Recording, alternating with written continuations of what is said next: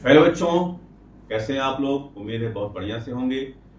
तो पिछले पार्ट में हम लोगों ने ये सीखा था कि कंटिन्यूटी क्या होता है, उसके कुछ क्वेश्चंस भी लगाया था। इस पार्ट में हम लोग कुछ उसके प्रॉपर्टीज सीखेंगे, कुछ लिमिट के फार्मूला सीखेंगे और कुछ क्वेश्चंस लगाएंगे जो कि ग्राफिकली भी सॉल्व होगा और फंक्शन ऑफ फंक्शन यानी कि कंपोजिट फंक्शंस की प्रॉपर्टी सीखेंगे और उस पर बेस्ड क्वेश्चन लगाएंगे। तो आइए चलिए शुरू करते हैं। तो पहला फंक्शन है modulus function y is equal to f x is equal to mod of x for all x belonging to real number. अब ये फंक्शन कंटिन्यूअस है कि नहीं है, इसको हम लोग ग्राफिकली भी देखेंगे। तो देखो बच्चों, हम इसको लिख सकते हैं x when greater than 0, 0 when x is equal to 0 and minus x less than 0। जब मॉडुलस फंक्शन को हम लोगों ने एक्सपैंड किया तो कुछ इस तरीके से बना x की वैल्यू अगर ग्रेटर देन 0 है तो ग्रेटर देन 0 का मतलब जैसे कि 1 हो गया, 2 हो गया, 3 हो गया, 4 हो गया एंड सो ऑन। तो ये सारी पॉजिटिव वैल्यूज है। अब मॉडुलस फंक्शन का मतलब ही होता है कि इस मॉड के अंदर हम चाहे x की वैल्यू पॉजिटिव रखें, चाहे नेगेटिव रखें, चाहे 0 रखें, हमेशा ही हमें एक पॉजिटिव क्वांटिटी मिलेगा। तो अगर हम पॉजिटिव क्वांटिटी रखते हैं तो हमेशा हमें पॉजिटिव मिलेगा। लेकिन अगर निगेटिव क्वांटिटी रखते हैं -2, -3, -4 एंड सो ऑन, तो देखिए यहाँ पे x यहाँ पे क्या है, x की वैल्यू जैसे हम रख दें -1, -2, -3 ये सारे रख दें तो बाहर यहाँ पे ऑलरेडी माइनस है। तो अगर हम -1 रखेंगे तो माइनस इंटू माइनस क्या हो जाएगा, +1 हो जाएगा। अगर हम बाहर माइनस है और -3 रख दें तो माइनस माइनस प्लस होकर के 3 हो जाएगा। तो यहाँ पे ये जो माइनस साइन लगा हुआ है इसका पर्पज यही है कि जो x की वैल्यू निगेटिव हम लिख रहे हैं ये सब, तो उसको निगेटिव इंटू निगेटिव करके पॉजिटिव बना देना। ठीक है, क्यों? क्योंकि हमारे पास मॉडुलस फंक्शन है। और जबकि यहाँ पे जो x की वैल्यू है वो तो ऑलरेडी ही पॉजिटिव है। यहाँ पे हम इसको क्या लिख पाएंगे, x की वैल्यू 1, 2, 3 एंड सो ऑन, क्योंकि यहाँ पे x ग्रेटर देन 0 है। और जब 0 है तो 0 ही रहेगा। अब इसका ग्राफ कैसे बनेगा आइए देखते हैं।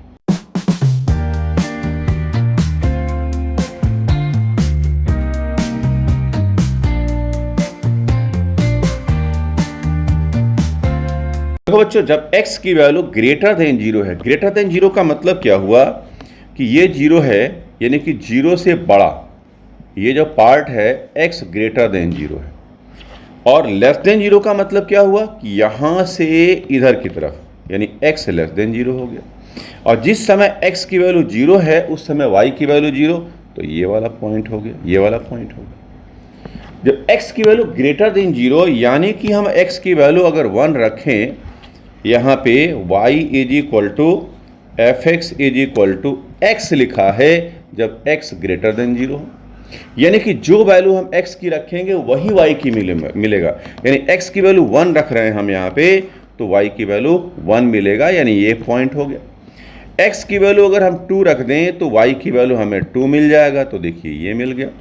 ऐसे ही 3 रखेंगे तो 3 मिलता जाएगा और इस तरीके से इसका ग्राफ ऐसे बनता जाएगा। और ये जो मिल गया हमें, इसको हम f x is equal to x कह सकते हैं या फिर y is equal to x कहते हैं। ये एक लाइन का इक्वेशन मिल गया। फिर हम x की वैल्यू अगर लेस देन 0 रखें तब हमारे पास मिलेगा f x is equal to -x x less than 0, यानी कि अगर हम -1 रखें तो -1 और माइनस यहाँ पे ये माइनस इंटू माइनस प्लस हो जाएगा, तब हमें यहाँ पे प्लस का y मिलेगा, यानी कि प्लस का 1 मिल जाएगा y की वैल्यू।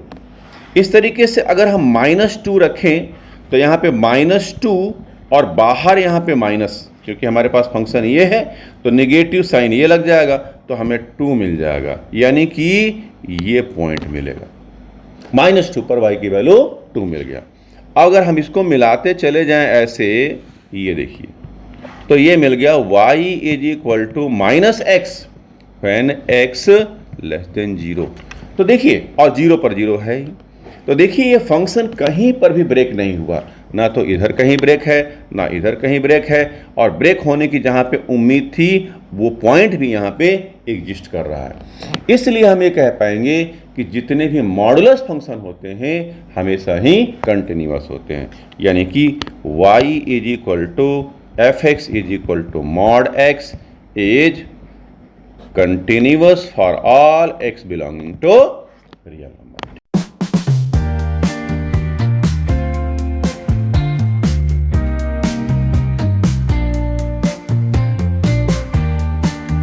देखो बच्चों, अब बात करते हैं हम लोग एक्सपोनेंशियल फंक्शन की। ये है एक्सपोनेंशियल फंक्शन e की power x for all x belonging to real number.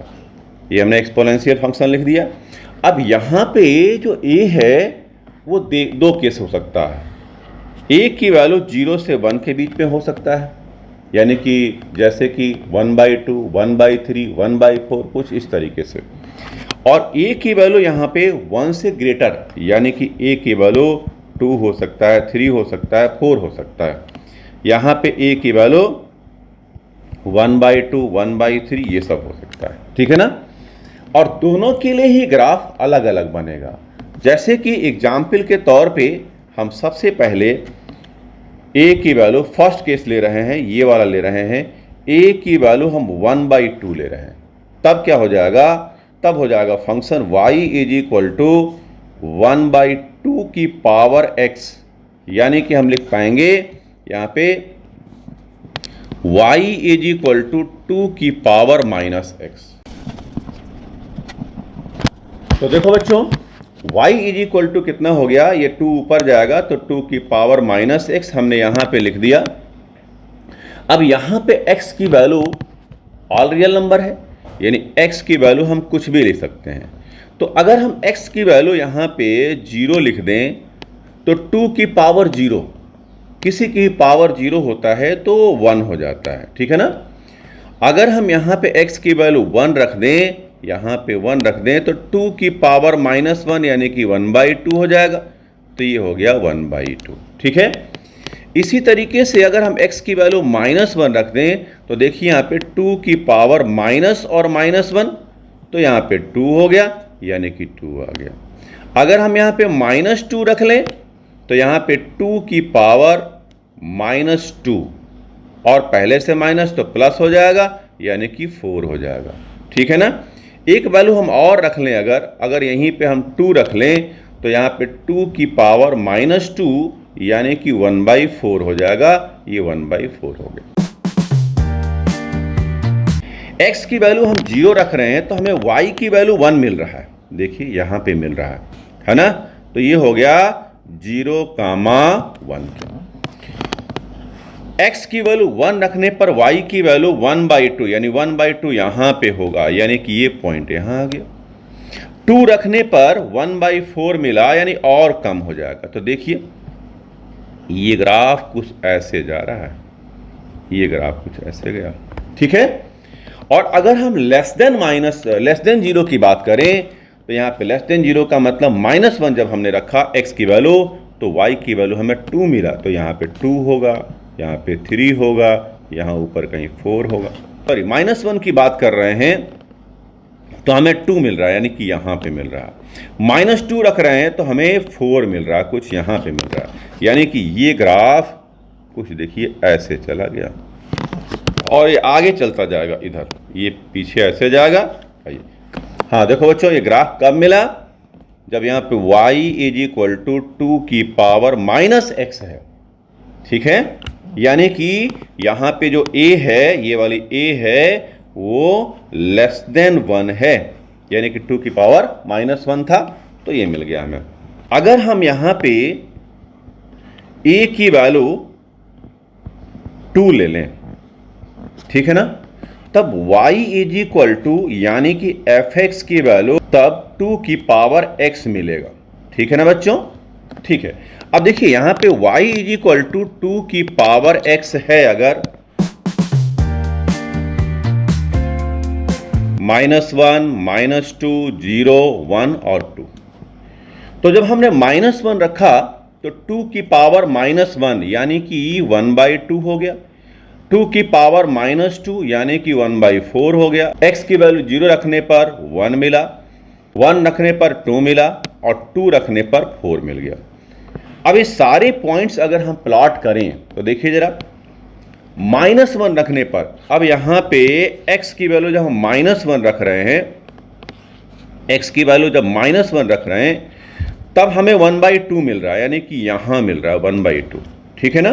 -2 रखने पर 1/4 मिल रहा है, 0 रखने पर 1 मिल रहा है, यानी कि 0, 1 दोनों ग्राफ के लिए कॉमन पॉइंट है। और जब हम 1 रख रहे हैं तो हमें 2 मिल रहा है, यानी कि ऊपर ग्राफ मिल जा रहा है। 2 रखने पर 4 मिल जा रहा है, यानी कि यहां पे मिल जा रहा है।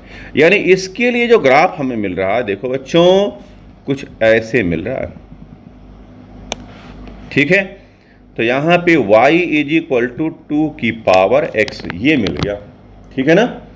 तो देखो बच्चों, अगर हम बात करें कि a की वैल्यू <1 है और 0 से बड़ा है, तो ये फंक्शन है और ये फंक्शन लगातार इधर जा रहा है और ऊपर जा रहा है और कहीं पर भी ब्रेक नहीं है। इसका मतलब ये हुआ कि a की पावर x में a की वैल्यू अगर 0 से 1 के बीच में होगा, चाहे 1/2 हो, चाहे 1/3 हो, चाहे 1/4 हो, ये कभी भी ब्रेक नहीं होगा, that is continuous function. Second case में अगर a की वैल्यू 1 से बड़ा है, हमने एग्जाम्पल में लिया 2 की पावर x, यानी कि a की वैल्यू मैंने 2 लिया, और तब हमने ये दूसरा ग्राफ बनाया और इसमें भी देखा मैंने कि ये ग्राफ कहीं से कहीं तक ये ब्रेक नहीं हो रहा है, इनफाइनाइट से लेकर के और यहाँ पे -इनफाइनाइट तक, ठीक है ना। तो दोनों ही केस में ये ब्रेक नहीं हो रहा, यानी कि exponential function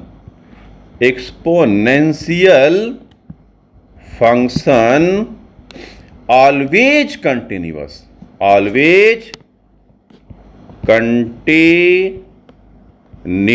for all x belonging to real number.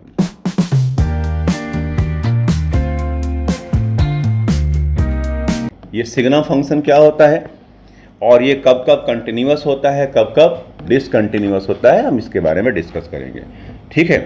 तो देखिए y यानी कि fx mod x by x या फिर x by mod x not equal to 0, और जब x की वैल्यू 0 होगा तो इस फंक्शन की वैल्यू 0 होगा। हम लोग को ये पता है कि mod x का मतलब क्या होता है। mod x का मतलब हुआ ये -x होगा जब <0 होगा और x होगा जब x की वैल्यू <0 होगा। तो अगर हम इसी के हिसाब से इस फंक्शन को डिफाइन करें तो क्या लिख पाएंगे, देखिए y when x <0, जब <0 होगा तो इस मॉड की जगह पर, यानी कि इस मॉड की जगह पर हम -x लिख लेंगे, तो ये हो जाएगा -x/x, तो हमें -1 मिलेगा। इसमें भी हम -x रखेंगे तो -1 ही मिलेगा। और x बराबर 0 पर इसकी वैल्यू 0 तो है ही, देखिए 0 पर 0 है।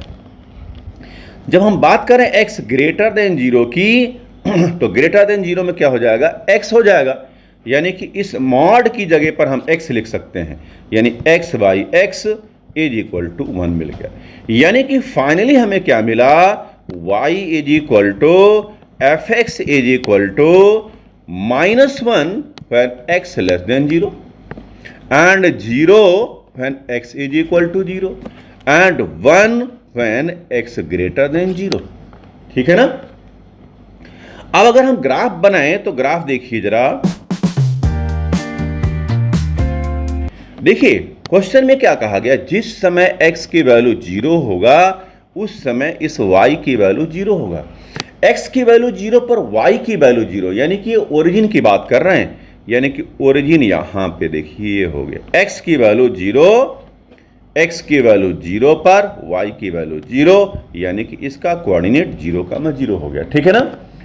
लेकिन जैसे ही x की वैल्यू 0 से बड़ा होगा, <0 होगा, तब इस y की वैल्यू 1 हो जाएगा, है ना। और y की वैल्यू देखिए 1 है, लेकिन ग्रेटर देन 0 के लिए, यानी x ग्रेटर देन 0 के लिए हमेशा ही y की वैल्यू क्या होगा, 1 होगा। अब ग्रेटर देन 0 का मतलब अगर x की वैल्यू हम 1 यहां लिखेंगे तब भी y की वैल्यू 1 मिलेगा। x की वैल्यू अगर हम यहां 2 लिखते हैं तब भी y की वैल्यू 1 मिलेगा। x की वैल्यू अगर हम 3 लिखते हैं तब भी y की वैल्यू 1 मिलेगा। ऐसे ही आप बढ़ते चले जाइए, है ना, और हमेशा ही रखते चले जाइए, तो हमेशा ही x चाहे जो रखें, पॉजिटिव वैल्यू कोई भी रखें, y की वैल्यू हमेशा 1 ही मिलेगा। यानी कि एक लाइन मिलेगा जो कि x एक्सिस के पैरेलल होगा। ये बात समझ में आ गया बच्चों? एग्जैक्टली दूसरा केस देखें, यहां पे तीसरा केस देखें, लेस देन जीरो का मतलब निगेटिव वैल्यू। जैसे कि यहां पे हम -1 रख लें, -2 रख लें, -3 रख लें, ये सारे नंबर्स रख लें। जब हम -1 रखेंगे तब हमें -1 मिलेगा, -2 रखने पर भी -1, -3 रखने पर भी तब -1, यानी कि कुछ इस तरीके से मिलता जाएगा। देखिए, -1 रखा तब भी हमें -1 मिला, -2 रखा तब भी हमें -1 मिला, -3 रखा तब भी हमें -1 मिला। यानी कि अभी भी एक x एक्सिस के पैरेलल ही लाइन मिलेगा, लेकिन वो y के -1 से होगा। तो ये हमारे पास ग्राफ मिल गया। अब देखिए, x ग्रेटर देन 0 के लिए ये फंक्शन कहीं पर भी ब्रेक नहीं हुआ है, यानी कि कंटिन्यूअस है। लेस देन 0 के लिए भी कहीं ब्रेक नहीं हुआ है, यानी कि कंटिन्यूअस है। तो ब्रेक कहाँ हुआ है? 0 पर यहाँ है, फिर उसके बाद यहाँ चला गया और फिर नीचे चला आया, यानी इसके बीच में ये ग्राफ ब्रेक हो रहा है। ठीक है ना?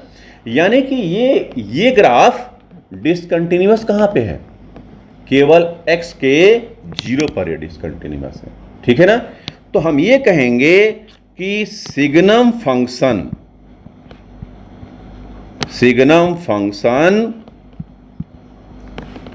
Always continuous except x is equal to 0। ठीक है? या फिर हम इसी को कह सकते हैं point of discontinuity of signum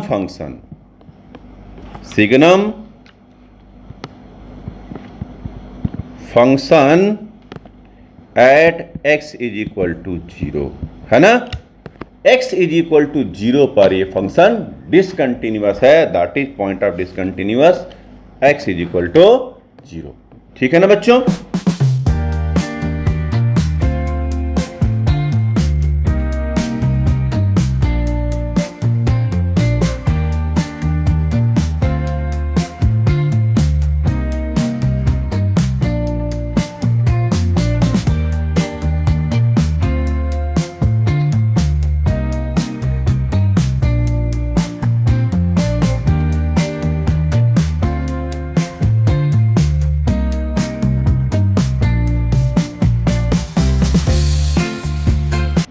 अब हम बात करेंगे ग्रेटेस्ट इंटीजर फंक्शन की। तो ये ग्रेटेस्ट इंटीजर फंक्शन क्या होता है, ये किस किस पॉइंट पर डिसकंटिन्यूअस होता है, आइए चेक करते हैं।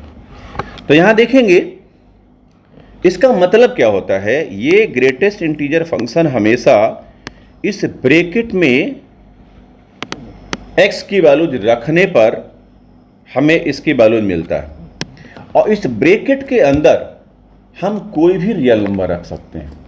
ठीक है ना? अगर हम 0 से 1 के बीच में रखें, जैसे कि 0.1 रख दिया तो हमें 0 मिलेगा। 0. अगर हमने 5 रख दिया तब भी 0 मिलेगा। अगर 0.99 रख दिया तब भी 0 मिलेगा। ठीक है ना? अगर हम 1.1 रखेंगे तो 1 मिलेगा, और 1.5 रखेंगे तभी 1 मिलेगा, 1.99 रखेंगे तभी मिलेगा 1, है ना? इसका मतलब यह हुआ कि ग्रेटेस्ट इंटीजर फंक्शन में हम इस ब्रैकेट के अंदर जो भी रखेंगे उसके जस्ट बिफोर जो भी इंटीजर नंबर होगा वो उसका आउटपुट होगा। ठीक है ना। जैसे 0.1 रखा तो 0.1 0 और 1 के बीच में एग्जिस्ट कर रहा है और उसके जस्ट बिफोर इंटीजर नंबर क्या है, 0 है, तो इसका आउटपुट इसीलिए 0 हुआ। 0.5 रखते हैं तो उसके जस्ट बिफोर इंटीजर नंबर क्या है, 0 है। ठीक है ना। इस तरीके से 1.1 रखें अगर हम, तो 1.1 देखिए कहां एग्जिस्ट करेगा, ये यहां पे कहीं एग्जिस्ट करेगा, तो उसके जस्ट बिफोर इंटीजर नंबर क्या है, 1 है। ठीक है ना। अगर हम 2.5 रखते हैं तो उसका रिजल्ट कितना होगा, अगर हम यहां पे 2.5 रख देंगे तो इसका रिजल्ट क्या हो जाएगा, 2 हो जाएगा। ठीक है ना। इस तरीके से अगर निगेटिव की बात करें तो -3.5 रखेंगे तो इसका जो आउटपुट होगा वो -4 होगा। कैसे, देखिए -3 यहां होगा, -4 यहां होगा और -3.5 यहां कहीं होगा, तो इसके जस्ट बिफोर क्या हुआ, ये -4 हुआ कि नहीं हुआ। तो जो भी हम पॉइंट रखेंगे उसके जस्ट बिफोर इंटीजर नंबर मिलेगा। ठीक है ना। ये ग्रेटेस्ट इंटीजर फंक्शन होता है और इसको हमेशा इस टाइप के ब्रैकेट से रिप्रेजेंट करते हैं। इसका ग्राफ कैसे बनेगा, आइए उस पर हम लोग डिस्कस करते हैं। ये हमने ग्राफ बनाया है, मैं इसको एक्सप्लेन करता हूं। इस समय हम 1 और 2 के बीच की वैल्यू रख रहे हैं। मान लीजिए कि हमने यहां पे 1.1 रखा तो हमें 1 मिल रहा था। देखिए ये 0.1 है कि नहीं है, ठीक है।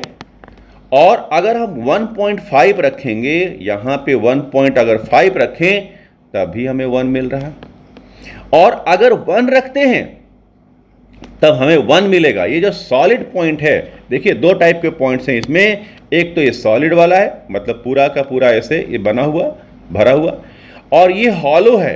हॉलो का मतलब ये हुआ कि ये पॉइंट उठ करके यहां चला आया, ये पॉइंट उठ करके यहां आ गया, ये पॉइंट शिफ्ट होकर के यहां आ गया, ये पॉइंट शिफ्ट होकर के यहां पे आ गया। ये बात समझ गए ना आप लोग। और वो पॉइंट वहां पे खाली हो गया, वहां पे वो जगह खाली है। ठीक है ना। इसका मतलब वो पॉइंट वहां पे एग्जिस्ट नहीं कर रहा है। तो जिस समय x की वैल्यू हम 1 रखेंगे तो उस समय y की वैल्यू 1 मिलेगा, यानी फंक्शन की वैल्यू हमें 1 मिलेगा। तो 1 जो होता है वो यहां पे होगा ना, यहां पे ये पॉइंट होगा, यानी कि हम ये पॉइंट होगा, ये वाला पॉइंट होगा, यहाँ पे तो होगा नहीं, क्योंकि x एक्सिस पर हमेशा y की वैल्यू क्या होता है, 0 होता है। तो यही वाला पॉइंट शिफ्ट होकर के यहाँ पे आ गया। ठीक है। इसी तरीके से अगर हम 2 की बात करें, एग्जैक्टली 2 रखेंगे तो उसकी वैल्यू 2 हो जाएगा, यानी पॉइंट यहाँ शिफ्ट हो गया। ठीक है। अब अगर हम 2 और 3 के बीच में कोई पॉइंट रखें, जैसे 2.5 रख लें तो 2 हो जाएगा। तो देखिए 2.5 यहां पे हो गया तो इसकी वैल्यू 2 हो गया। ठीक है ना। 2.9 रखेंगे तो इसकी वैल्यू यहां पे हो गया। अगर 3 और 4 की बीच की बात करें तो 3.2 की बात करेंगे तो देखिए यहां पे हो गया 3 वैल्यू, ये 3 आ गया। ठीक है ना। निगेटिव की बात कर लें हम लोग, x की वैल्यू -1 से 0 के बीच में रखेंगे तो हमेशा -1 मिलेगा। देखिए यहां पे हमने ये जो पॉइंट है अगर देखा जाए तो -0.5 हुआ, यानी -1 से और 0 के बीच में है, तो हमें y की वैल्यू क्या मिल रहा है, -1 मिल रहा है। ठीक है ना। अगर हम -2 से और -1 के बीच में की बात करें तो माइनस यहाँ पे 1.5 है, तो देखिए -1.5 से जस्ट पहले क्या इंटीजर नंबर 2 है, तो देखिए इसकी वैल्यू -2 मिल रहा है। ठीक है ना बच्चों। तो अब कहने का मतलब ये है कि ये ग्राफ हमेशा ही 2 इंटीजर नंबर के बीच में ये कंटिन्यूअस है, लेकिन जैसे ही इंटीजर नंबर आ रहा है ये फंक्शन ब्रेक हो जा रहा है। ठीक है ना। आप देखिए यहां पे जैसे ही ये इंटीजर नंबर पे आ रहा है तो उसका एक पॉइंट यहां जा रहा है, एक पॉइंट यहां जा रहा है, तो इसके बीच में देखिए ब्रेक हुआ कि नहीं हुआ, तो यहां पे डिसकंटिन्यूअस हुआ कि नहीं हुआ।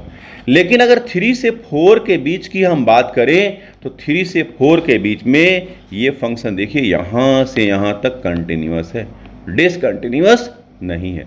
लेकिन जैसे 4 पे पहुंचे फिर वो ब्रेक होकर के ऊपर चला गया।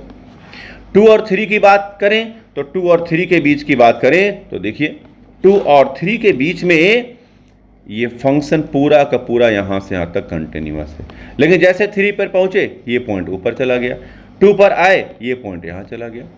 तो मेरे कहने का मतलब ये है कि greatest integer function always continuous between two successive integer numbers.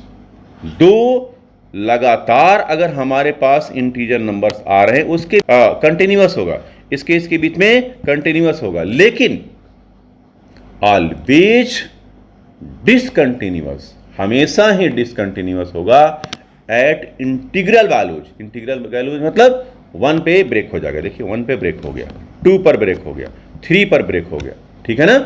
तो हमेशा ही इंटीग्रल वैल्यूज पर ये डिसकंटिन्यूअस होगा। तो हम लोग क्या लिखेंगे?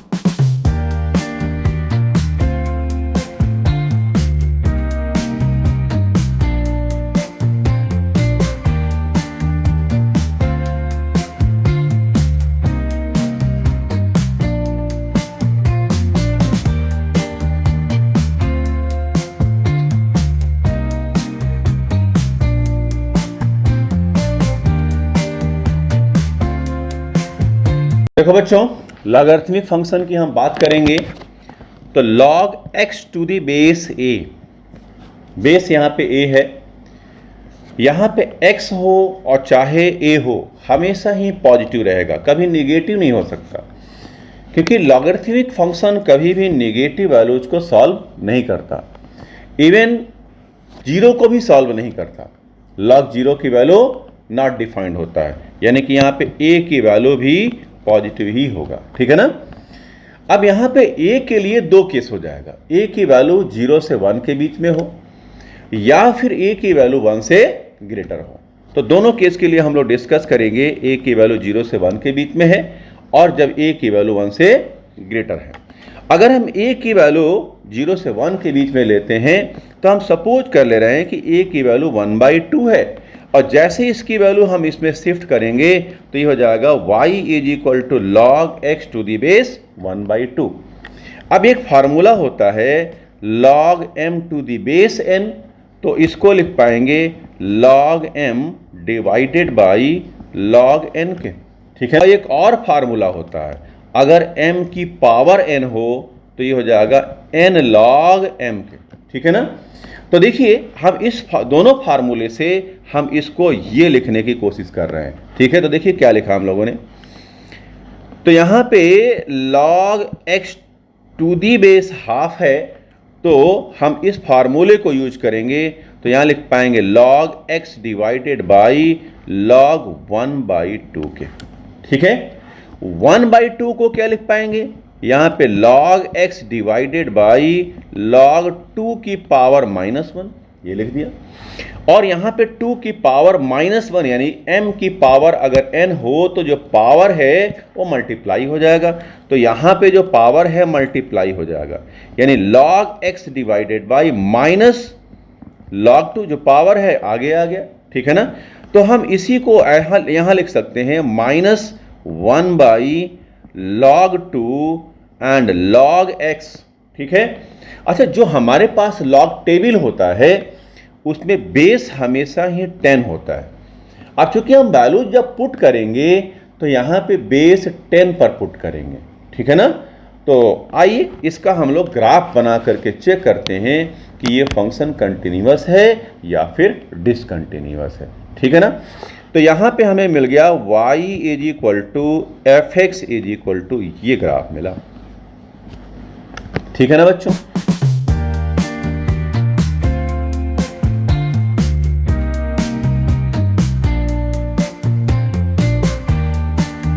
देखो बच्चों, अगर हम x की वैल्यू यहाँ पे 1 रख दें तो log 1 की वैल्यू हमेशा ही 0 होता है, बेस चाहे कुछ भी हो। तो जैसे ही x की वैल्यू यहाँ पे हम 0 रखेंगे तो यहाँ पे -1/2 ये तो मिलेगा ही, और फिर यहाँ पे 0 मिल जाएगा, यानी कि यहाँ पे 0 मिल गया, यानी कि x की वैल्यू 1 पे y की वैल्यू हमें 0 मिल गया, यानी कि ये पॉइंट मिल गया। लेकिन जैसे ही हम x की वैल्यू 10 रखेंगे, ठीक है ना, तो जैसे यहाँ पे 10 रखेंगे तो देखिए log a to the base a हमेशा ही 1 होता है, जो यहाँ पे है वही यहाँ पे है, तो उसकी वैल्यू 1 मिल जाएगा। तो यहाँ पे जैसे ही यहाँ पे log 10 टू दी बेस 10 रखेंगे तो 1 आ जाएगा, और 1 इंटू ये वैल्यू 1 बाई लॉग 2 के, तो एक निगेटिव वैल्यू मिल गया, यानी -1 बाई लॉग 2 के। ठीक है ना, यानी कि 10 पर हमें इसकी वैल्यू निगेटिव मिल गया। जब 20 रखेंगे तब भी निगेटिव मिलेगा, थोड़ा सा कम और निगेटिव मिल जाएगा, यानी कि ग्राफ ऐसे मिलेगा। ठीक है ना, x की वैल्यूज थोड़ा सा छोटा रखें, यानी कि हमने 1 बाई 10 रख रहे हैं, तो ये हो जाएगा log 1 by 10 to the base 10, यानी कि -1 बाई 2 और यहां पे log 10 to the power -2 the base इतना, तो ये माइनस पावर में है, इनटू में आ जाएगा, तो ये हो जाएगा यहां पे minus minus plus 1 by log 2 and log 10 to the base 10, और इसकी वैल्यू 1 हो गया। तो देखिए पॉजिटिव वैल्यू मिल गया, यानी कि 1 बाई 2 कहां लाई करेगा, वो कहीं यहां पे लाई करेगा। ठीक है ना, ये 1 बाई 10 यहां कहीं होगा। ठीक है ना, x की बहुत छोटी वैल्यू पर y की वैल्यू बढ़ता जा रहा है, यानी कि ये पॉइंट हमको कितना मिल गया, कहीं यहां पे पॉइंट होएगा। तो देखिए जरा ग्राफ हमें कैसे मिलेगा, कुछ इस तरीके से मिलेगा। जैसे जैसे x की वैल्यू हम बढ़ाते चले जाएंगे, वैसे वैसे y की वैल्यू कम होता जाएगा। ठीक है ना, और जैसे जैसे x की वैल्यू कम होता जाएगा, वैसे वैसे y की वैल्यू ऐसे बढ़ता चला जाएगा। ठीक है ना, लेकिन y एक्सिस को कभी भी क्रॉस करके इधर नहीं आएगा, ये इधर नहीं आएगा। ठीक है ना, y एक्सिस के सीधे पैरेलल होता जाएगा। ठीक है ना, और ये नीचे चला जाएगा। तो अब बताइए कि क्या ये फंक्शन कभी भी ब्रेक होगा, नहीं होगा। ठीक है ना, इसी तरीके से अगर y is equal to f x और इज इक्वल टू हम log x लिखें और यहाँ पे 2 लिख लें या 3 लिख लें, तब उसका जो ग्राफ बनता है वो आप लोग बनाइएगा वैल्यूज ऐसे ही रख करके, तो उसका ग्राफ कुछ ऐसे बनेगा बच्चों, ये वाला। तो ना तो ये ब्रेक हो रहा है और ना ही ये ब्रेक हो रहा है। ये कब के लिए हुआ, log x to the base a less than 1 greater than 0, और ये कब के लिए हुआ, ये हुआ y is equal to log x to the base a greater than 1 के लिए हुआ। ठीक है ना, और दोनों ही केसेज में ये फंक्शन कहीं पर भी ब्रेक नहीं हो रहा है। इसका मतलब ये फंक्शन हमेशा ही कंटिन्यूअस है सारे पॉजिटिव रियल नंबर के लिए, क्योंकि निगेटिव तो रख नहीं सकते हैं। तो यहां लिखेंगे देयरफॉर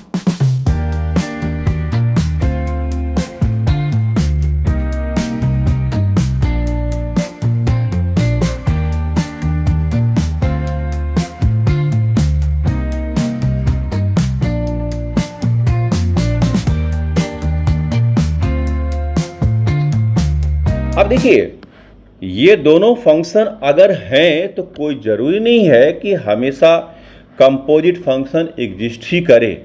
ठीक है, और ये कब एग्जिस्ट करेगा कब नहीं करेगा, ये हम लोग रिलेशन फंक्शन जब चैप्टर पढ़ेंगे तो उसमें डिटेल में पढ़ेंगे। इसीलिए मैंने यहाँ पे लिख दिया कि अगर ये कंपोजिट फंक्शंस एग्जिस्ट करते हैं और ये दोनों अलग अलग कंटिन्यूअस हैं, तो ये दोनों हमेशा ही, जो कंपोजिट फंक्शन होगा वो हमेशा ही एग्जिस्ट करेगा, कंटिन्यूअस होगा। तो देखिए जरा ये कहना क्या चाह रहे हैं, एक एग्जाम्पल मैं देना चाहूंगा कि let us suppose that f x is equal to sine x. अब साइन एक्स हमेशा ही कंटिन्यूअस होता है सारे रियल नंबर के लिए, और एक दूसरा फंक्शन ले लें जी एक्स जो कि एक्स स्क्वायर हो गया। ठीक है ना, अब x square is also a polynomial function and also continuous. Gx is also continuous function because Gx is equal to x square is a polynomial function. ठीक है, now अगर हम FOG निकालें, यहाँ पे x लिख दें, तो इसका मतलब क्या होता है, f ऑफ Gx ऐसे लिख दिया हम लोगों ने। अब यहां पे gx की वैल्यू कितना है, एक्स स्क्वायर है, तो ये हो गया एक्स स्क्वायर। ठीक है ना, अब इस फंक्शन का क्या काम है कि जो भी यहां पे लिखा होगा वो साइन के आगे लिख देगा, तो ये हो जाएगा साइन एक्स स्क्वायर। ठीक है ना, तो यहां पे एफ ओ जी एक्स इसका मतलब क्या हो गया, साइन एक्स स्क्वायर, और ये आल्सो अ कंटिन्यूअस फंक्शन। ठीक है, f x is equal to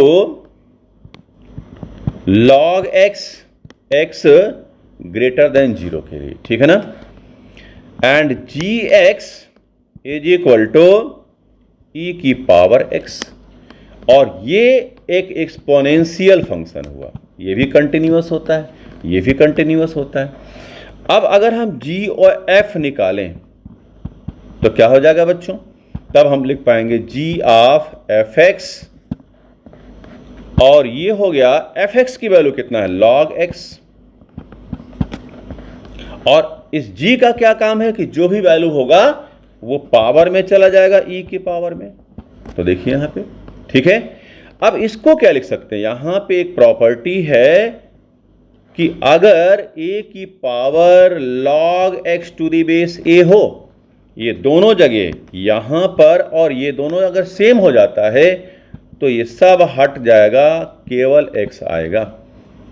अगर इस प्रॉपर्टी को हम यहां पे यूज करेंगे तो देखिए यहां पर e है और यहां पर e है, तो ये पूरा का पूरा हट जाएगा और इसकी वैल्यू कितना हो जाएगा, x हो जाएगा। यानी कि g(f(x) इज इक्वल टू कितना हो गया, एक लीनियर फंक्शन मिल गया, यानी कि ऑलवेज कंटिन्यूअस। ठीक है ना बच्चों।